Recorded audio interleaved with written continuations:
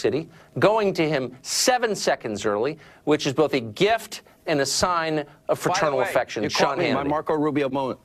What are you doing? All right, No, we're gonna go back and tabulate the whole year, and I lose time. You're stealing it. That is so false. It's so false. And if you say no, it's fake news. It's totally fake Tucker, news. thank you.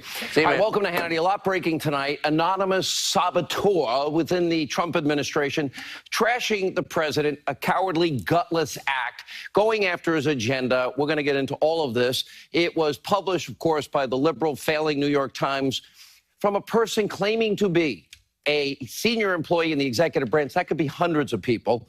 When we, get through this tonight, we're going to respond to this self-involved so-called super patriot, whoever he or she may be. We'll also call out the person's purely political motivations. You need to see this for what it is. We have damning new developments tonight surrounding the deep state and the conduit Bruce Orr, Hillary pays, Bruce Orr, let's see, Christopher Steele, and it goes right to Mueller's office. Pretty disgusting conduct in the lead up to the 2016 election. It is about to come crumbling down. Looks like Christopher Steele, paid by Hillary, direct line through Bruce Orr, right into Robert Mueller's office. You can't make it up. Also tonight, Democrats can see the writing is on the wall, bearing any unforeseen crisis. Judge Kavanaugh will be confirmed as the next U.S. Supreme Court justice. Another promise made by the president and kept. But for the past 2 days, the conduct on the left in this country, it has been downright shameful. A now known coordinated plot to interrupt the hearings dozens and dozens of times. Reports of paid protesters getting funneled into this audience. A combative political line of questioning, all designed to trip up, bork Judge Kavanaugh around every corner. And we're going to show you the worst of the worst. Plus, we'll expose the left in this country's pretty and petty political posturing. It's pretty ugly. Now, tonight, the media's obsessive-compulsive anti-Trump coverage is once again ramping up. In moments, we're going to take you on a journey tonight through the media's never-ending, they're ever-evolving, completely ridiculous, obsessively-compulsive bias against the president. It's like, well, they're like drug addicts. And we have so much more to cover. Tonight's breaking news, jam-packed, opening monologue.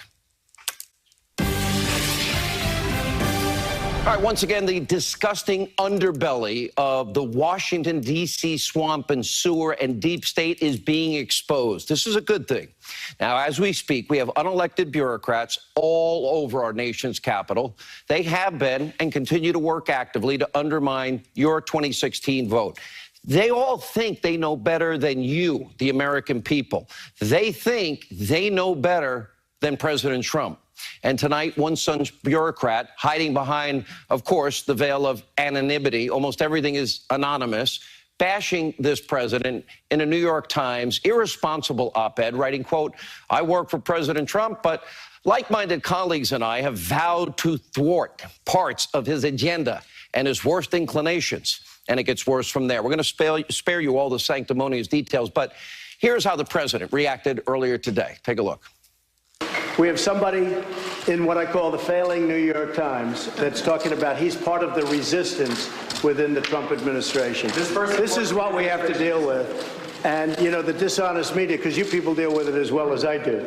But it's really a disgrace. You tell me about some anonymous source within the administration, probably who's failing and probably here for all the wrong reasons. No. And the New York Times is failing. If I weren't here, I believe the New York Times probably wouldn't even exist. So if the failing New York Times has an anonymous editorial, can you believe it? Anonymous, meaning gutless, a gutless editorial. We're doing a great job. There's a truth there. The New York Times, Washington Post, fake news, CNN, conspiracy TV, MSNBC, the networks. When Trump leaves office in 6 years, they're going to decline precipitously. It's going to be fun to watch. Now, the president continued his response on Twitter. He wrote, quote, "Does the so-called senior administration official really exist, or is it just the failing New York Times with another phony source? If the gutless anonymous person does indeed exist, the Times must, for national security purposes, turn him, her over to the government at once. Now, tonight, we're asking the question, all right, who is this person? Where does this person work within the administration? It's potentially hundreds of so-called senior officials in the executive branch. Does this person have access to top secret information? Is there a national security risk? Now, of course, if he or she has a problem with the president, his agenda, they should quit immediately. But if they're going to undermine the president and it deals with intelligence, sources, methods, national security, what if the president was talking about potentially having to go to war against an enemy? Are they going to undermine that too? Now think about how profound and dangerous that can be, in spite of the gutless and cowardly hiding behind what is swamp attacks that we get every day. We've said this many times. Deep state actors, just like today's anonymous author, just one of the 5 forces constantly, never-ending efforts to destroy President Trump. This individual thinks their opinion, as a Washington bureaucrat, matters more than your vote, the American people that voted in 2016. Now, this person thinks they know better than all of us, the smelly Walmart people, the ones that are irredeemable deplorables clinging to our God, our guns, our Bibles, and our religion. That's what they think of us. On the bright side, the op-ed is a very good sign that the president is keeping his promise, and every day he's trying to drain this swamp and this sewer. And you see the swamp reacting this way. In the end, hear me out, this is great for the country because things need to change. And without a doubt, the good news is the president's keeping that promise. Yeah, he's draining the swamp. He's breaking China. He's challenging the status quo. He's reshuffling the deck. He's stepping on all the toes of all the good old boy systems that have always existed for them, not us, not we the people, those that prefer the good old days in Washington and their good old insider deals and their lobbying efforts. They're freaking out because they see that their power is slipping out of their hands. And whoever this anonymous super patriot is who wrote this anti-Trump hit piece in the New York Times, I would argue dangerously published, is nothing more than a swamp sewer creature who can't stand that there's a new sheriff in town. This means the president's effective. The anonymous source claims that the president's not a conservative and that he's attacked conservatism. Excuse me, the president's actions speak loud and clear. Look at the side of your screen. Let's see, record tax cuts. Oh, conservative originalists on the court, a real push for border security. Let's see, we've got the individual mandate gone, burdensome regulations on businesses gone, millions of people, 4 million off of food stamps, 4 million new jobs created, and I could keep rolling throughout the show. Real promises made by the president, more than any president in our lifetime, keeping his word. And let me speak directly to the author of this article, whoever you, he, she may be. You know, while you half acknowledge in the article that this isn't about you, let's be honest, it's all about you and people like you. And it's about your obsessive, compulsive hatred of one man, the president. You're supposed to have, if you go into that White House every day or any of the surrounding buildings, you are supposed to serve your country and the agenda that the American people voted for. President's sticking to his promises and his agenda. And when you say the president has a preference for dictators like Vladimir Putin and Kim Jong-un, well, he's imposed the strongest sanctions against Russia. Unlike, oh, Obama, I'll have more flexibility after the election. Tell Vladimir. Or North Korea, let's see, hostages are returned. Oh, the remains of American soldiers returned. No missiles fired over Japan. Oh, and we're talking about denuclearization of the entire Korean peninsula. So whoever you are, on top of everything else, you're a liar. So reveal yourself, come on the show, have some guts, be courageous, instead of hiding behind an anonymous column, you know, kind of like the Woodward book. It starts out, I can't, this is all deep background. Nobody's going to reveal themselves, but I taped it. Release the tapes. Let's hear them. Let people identify themselves. Either way, this is where you, the American people, need to come in on this. This needs to be a wake-up call. You need to understand the swamp and the sewer of D.C. is desperate. It needs some serious draining. The president can't do it all on his own. And it's not going to happen in 62 days if Nancy Pelosi becomes a Speaker of the House. If the Democrats take back control of the House, we know they want to impeach the president. That effort will be in full effect just this week. But to the Democrats, the swamp creatures, this is all a political game. All they care about is power. And power to them is impeaching and getting rid of President Trump and stopping what is his successful track record and agenda.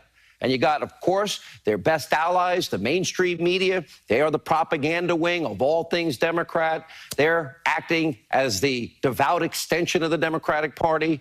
They want the president impeached. And, of course, tonight's anti-Trump media obsession is one every single day, surrounds the New York Times op-ed. Every day, crisis to crisis to crisis to crisis. Here's today's crisis. Take a look. Anonymous hit in a stunning new op-ed in the New York Times. Now, this op-ed in the New York Times, written anonymously. An anonymous op-ed. An anonymous person wrote this. The senior official has written an anonymous op-ed. This anonymous op-ed. An unprecedented op-ed from an unnamed current Trump administration official. An anonymous op-ed. Who wrote this? Anonymously. Anonymous. An anonymous. Anonymity. Anonymous op-ed. All right. Meanwhile, earlier this week, the abusively biased press, okay, they were on a completely different anti-Trump topic. That day's, well, crisis was Bob Woodward's new book. Oh, filled to the brim with rumors, speculation, hearsay, and tons, matter of fact, in his own words, hundreds of anonymous sources. Here was the earlier crisis in the week. By the way, what day is today? Wednesday. Not that long into the week. Take a look. Bob Woodward's explosive new book, Fear, undeniably gripping the White House. All talking to Bob Woodward. This book from Bob Woodward. According to Woodward's reporting. Bob Woodward? Woodward. Bob Woodward. Woodward. Bob Woodward. Woodward. Woodward. Bob Woodward. Bob Woodward. There's really a full court press to try to push back against Bob Woodward's book. The Bob Woodward book. Bob Woodward. Bob Woodward. Woodward. Bob Woodward. Woodward book. Woodward. Bob Woodward. Then we read it in the Bob Woodward book. All right, what you just saw are two of this week's examples of the media's obsessive, compulsive hatred of the president. It fits their long, disturbing pattern. Members of the press every day wake up obsessively echoing each other's talking points. Crisis du jour, crisis to crisis to crisis. You might remember some of these breathless, well, we'll call them classics. Take a look. A dizzying 24 hours in the Russia investigation. Russia. Russian. Russians. Russian government. Donald Trump has turned the Oval Office into a hole. Holders built this country 110 years ago. Whole comments. Whole countries. Hole. Whole house. Do you think these countries are Every hour that passes, we get more from Michael Wolff. I read this book, and we're going to talk about it. This book, Fire and Fury. Michael Wolff. Author Michael Wolff. Michael Wolff. Michael Wolff, his new book. Michael Wolff. The Stormy saga takes a dramatic turn. Stormy Daniels. Stormy Daniels. Stormy Daniels. Stormy Daniels. Stormy Daniels. Stormy Daniels. You had a he said, she said between the president and Omarosa. Omarosa Manigault Newman. Omarosa. Omarosa. Omarosa. Omarosa. Omarosa. Omarosa. Omarosa Manigault Newman. Omarosa. Omarosa Manigault Newman. The likelihood of impeachment, I'm not saying it's high necessarily, but it certainly went up. Is itself an impeachable offense? Consider something as serious as impeachment. Impeachment. Impeachment. Impeachment. Impeachment. Impeachment. Impeached. Impeachment. Impeachment. Impeachment? Impeachment. They're all sheep. You know, they're like drug addicts. I mean it. Every day they need to wake up hating Trump about something. And they're also sheep. They all echo each other. It's an echo chamber. And I got to be honest, it's a sick obsession. Where do they ever talk about the success of the president? Greg Jarrett has had the #1 best-selling New York Times book in the country. So has Judge Jeanine Pirro, #1 in the country. We've exposed more corruption on this show, the biggest abuse of power scandal. When do they ever talk about that? Yeah, we're #1 in cable. Thanks to all of you. We don't ever take that for granted. We'll have a lot more in the media. And brand new, by the way, anti-Trump op-ed in the New York Times. First, we have to cover a damning news story surrounding Bruce Orr. Pay close attention. House Freedom Caucus Chair Mark Meadows formally requesting the DOJ, the Inspector General, investigate Bruce Orr's seedy ties to Christopher Steele, Andrew Weissman. That's right into Robert Mueller's office and other FBI investigators. Big news tonight. Catherine Herridge, we now know Steele and his phony dossier that not even he believes was fed to Robert Mueller's pit bull, Andrew Weissman. And, of course, the conduit, Bruce Orr. We know that Bruce Orr, once the fourth-ranking official, highest-ranking official in the DOJ, maintained contact with Steele even after the FBI fired him for lying and leaking. And we know that Bruce Orr's wife, Nellie, oh, yeah, she worked at Fusion GPS. They're the ones that got the money from Hillary and the DNC, funneled through a law firm.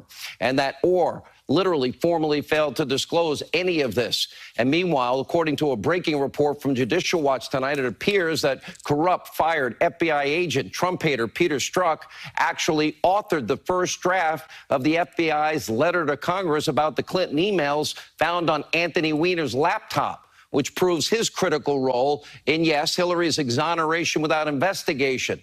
We'll have more on that also in a moment. We do have some good news on the investigation into FISA abuse. New report, Sarah Carter, President Trump may declassify 20-plus pages of FISA documents that have been people have been begging to be released. These documents should shine a very important light on how the dossier was used to lie and commit a fraud on a FISA court, which we've been breaking. And by the way, who knew what when? Hi, Rod. How are you? And remember, Clinton paid Fusion GPS with money, funneled through the law firm. Then they hired a foreign national. I thought that was bad. He put together the Russian dossier, Russian lies that he didn't even believe, and literally just hates Trump. Or the ongoing contact, feeding Trump, hating Steele's Clinton paid for Russian lies right into Robert Mueller's office, right into the arms of his pit bull, Andrew Weissman. It's beyond sick. It's beyond corrupt. We'll have more of that in a minute. And we'll also be getting to day 2 of the Kavanaugh hearing in case you missed the long hours of testimony. Joining us now, he is himself the author of a #1 New York Times bestselling book. Yes, there it is, The Russian Hoax. Yeah.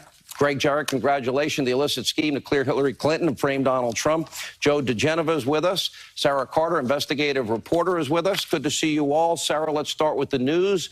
It's now literally Bruce Orr, Christopher Steele are creeping right into Bob Mueller's office. The ever so ethical Andrew Weissman. How interesting. We've talked so much about him. Oh, and, you know, Bruce Orr, all of these revelations came from the emails and notes that Congress was able to obtain because of their oversight authority to find out what was really going on. And all of a sudden, here is Andrew Weissman once again. Before he joins Mueller's team, he's in communication with Bruce Orr. He's head of the crime fraud division, and he knows everything that's going on, Sean. And he's relaying that information, obviously, to somebody else. This is why Congress wants an investigation. This is why Congressman Meadows sent a letter to Attorney General Jeff Sessions demanding that John Huber, the prosecuting attorney, and Inspector General Michael Horowitz investigate Bruce Orr, his connections with his wife, that conflict of interest, his communications with Andrew Weissman, and what it about appears declassifying these documents? Which I hear Go ahead. Yeah, this is even bigger. According to a number of sources that I've spoken with, and President Trump himself actually told this in an interview yesterday, that he said that they are seriously considering declassifying the 20 pages of the Foreign Intelligence Surveillance Act warrant that have been redacted by the DOJ. I call these Rosenstein's FISA. Why? Because Rosenstein signed off on the last FISA, and that's critical. These are the 20 pages of the Carter Page FISA that they do not want to come out. And why? Because there is information in there that there has been a fraud perpetrated on the court, on the secret court. And the fraud would be the FISA warrant was it. That's all they had. Now, let me go to Joe DeGeneva, and then we'll get to Greg. This now, if that is in fact true, the next question will be, did they ever make an effort to verify or corroborate? I think the answer will be, at best, limited and no, which means that they purposely committed a fraud on 4 FISA court judges, that they politicized the Department of Justice and the FBI. Where do we go from there, Joe? Well, see, here's the problem. It's fairly obvious that a fraud was committed on the court. All of this evidence is there. There isn't any doubt about it.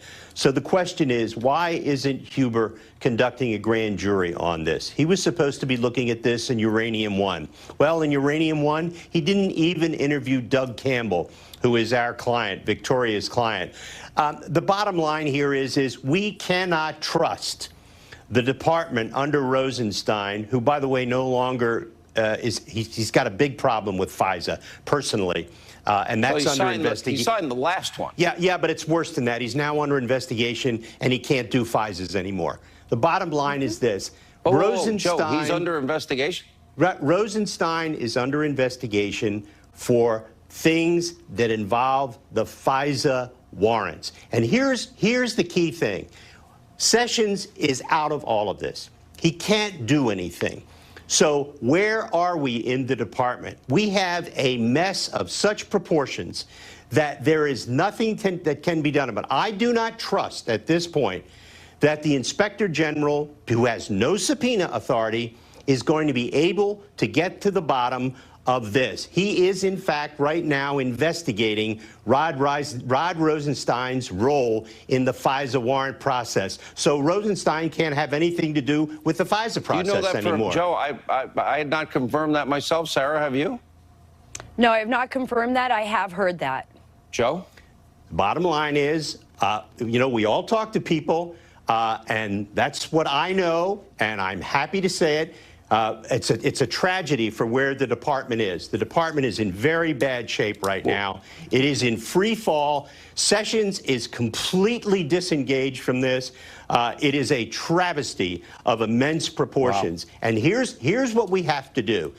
Congressman Meadows' request is very important. He deserves all kinds of medals for pursuing this. What we need to do is the members of Congress from both the House and the Senate need to demand that there be a federal grand jury investigation to all of the FISA processes, to everything that was done around it before the election, and everything that was done in it after the election, which involved lying to the FISA court. This is now so dangerous to the country that this could be going on. And with that editorial today in the New York Times, that's subversion. What you are reading in the New York Times editorial is subversion, that someone thinks that they can thwart an election. The president must declassify these 4 sets of documents that Congress has been asking for, is entitled to, and the American public needs to see. If he does that, this will expose a level of corruption that by the government, the FBI and the Department of Justice, in targeting Donald Trump that will stun the American people. The president is being misled by the intelligence community. Maybe it's the DNI, maybe it's the FBI director, but I guarantee you that the information they claim is classified is not truly classified or top secret. If they order a it doesn't have anything to do with it should be classified and top secret. So you are hearing what I'm hearing, what Sarah's hearing, and now Joe's taking it to another level. This will destroy. It will. It will exculpate the president and incriminate the people at the Department of Justice and the FBI who used false intelligence knowingly to target the president of the United States to undo the election results. Wow. Thank you all. Unbelievable night. Stay with us, though. We have an exclusive interview. Trump's former attorney, John Dowd, has a lot to say. That's straight ahead as we continue. Former attorney for President Trump, John Dowd, is with us. John, good to see you. Thank you for being with us. Thank you, Sean. Let me first go to the Woodward book. We now have you on record. We have General Kelly. I think he has 4 stars, right? 4? Yes. General Mattis is 4 stars? Yes. Pretty impressive. It's very impressive. All coming out. In the case of you, what you said is you want to be clear. What is written in this book about the so-called reenactment or a mock interview with the special counsel's office, you never referred to the president as a liar, did not say that he was likely to end up in an orange jumpsuit, that it was an honor and a distinct privilege to serve President Trump. What does that mean to you if something that you say is totally fabricated is in that book? Well, that's what it is, and that's what it appears from the testimony of other people. Yeah. And I assume that bothers you. Well, it does. It's very disturbing. Yeah. But it seems to be common these days, Sean. You were on Fox and Friends, and I saw the interview, and you said, with all due respect, you lost all respect for Bob Mueller. He didn't keep his word. He should have declined this case back in November of last year. And he's the one that asked for the witnesses. He's the one that asked for the documents. You know, everybody told the truth. He told us he didn't need any more documents. Here we are a year later. Thoughts? Well, I meant it. I mean, it was his suggestion. Did you have any problem with those witnesses? They're all well represented, all well prepared. And he said no. Did anyone lie to you? No. Documents, we gave you 1.4 million, but more importantly, we gave you the most intimate notes of the communications and deliberations by the president. No president in history has ever done anything like that. Are we missing anything? Are there any missing documents? No. You satisfied with everything you got? Yes. I said, well, what's the president's exposure? Well, the president's exposure is he's a witness / subject. I said, so he's not a target, correct? Correct. That means he had no exposure. And at that point, we said, well, why don't you just decline? He said, well, we'd like to get back to you on that, but we think we need to talk to the president. And I raised the ESPY issue, which we had briefed thoroughly. Jay's people did a magnificent job on the briefing on all of those issues. Let me ask you this. And we said, what do you not know that we have not given you, that only the president knows? And he could never answer that question, Sean. And that's when I saw a stall going on, and I just lost complete faith in him, because we had shaken hands. He's the one that said, John, we'll engage. We are ones, we said, we're not going to raise conflicts. We're not going to raise the legality of the order. We're not going to fool with all this nonsense. Let's get the job done. This president wants the job done. And by the way, the president gets the credit. He's the one that said, give it to him. Well, John, let me ask you this. You gave 1.4 million documents. Don McGahn, the White House counsel, I was shocked to hear he gave 30 hours of testimony here. You said he made these promises, but in retrospect, looking at the people that Mueller hired, all these Democratic Clinton-Obama donors, Jeannie Ray, who represented the Clinton Foundation, Andrew Weissman, who has an atrocious track record, do you now regret believing him? I regret relying on him because he didn't keep his word. And I believed he would keep his word. But more importantly, the way we did it completely protected the president. We've not waived executive privilege. We've not had 4 years of litigation. We've not had motions to quash grand jury subpoenas. We've not had anybody go in the grand jury, Sean. Yeah. There is no case there. And that's what Bob Mueller ought to face up and do. Yeah. So, yeah, it's a very sad thing to see. And then you see the other cases. I mean, you see the Flynn case and the other case, and it's more this sorry, abusive practice in the prosecutive ranks. Wow, powerful commentary. Don Dowd, thank you for being with us. We appreciate it. When we come back, Ed Henry, full report, day 2, Kavanaugh hearings. Also, Senator Ted Cruz is with us. Busy night. Stay with us.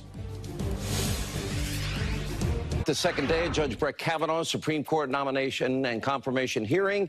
Joining us now with the latest from Washington, D.C., the swamp, the sewer that it is, Chief National Correspondent Ed Henry.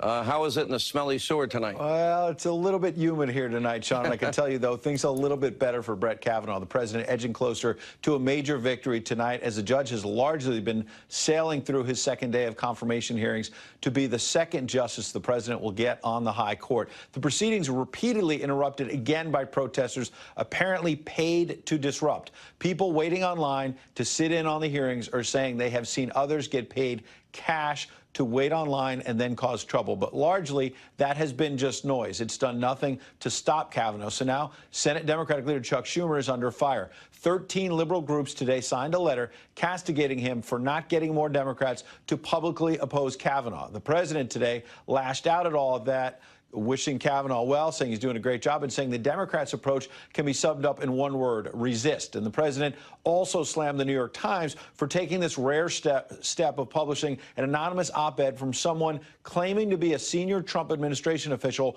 writing he works from the inside to undermine the president by blocking what he believes to be erratic decisions. Listen.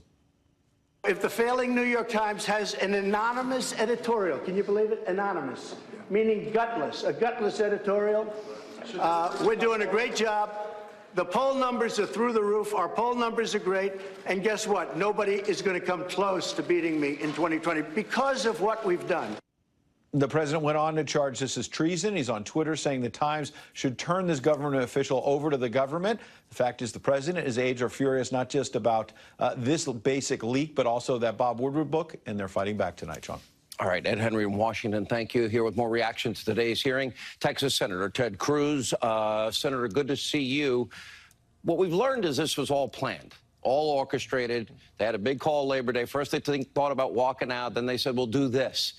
I don't think it hurts in any way for the American people to see the left for who they are. Sean, I think that's exactly right. I think yesterday and today were both really good days. They were good days for the country. They were good days for Brett Kavanaugh.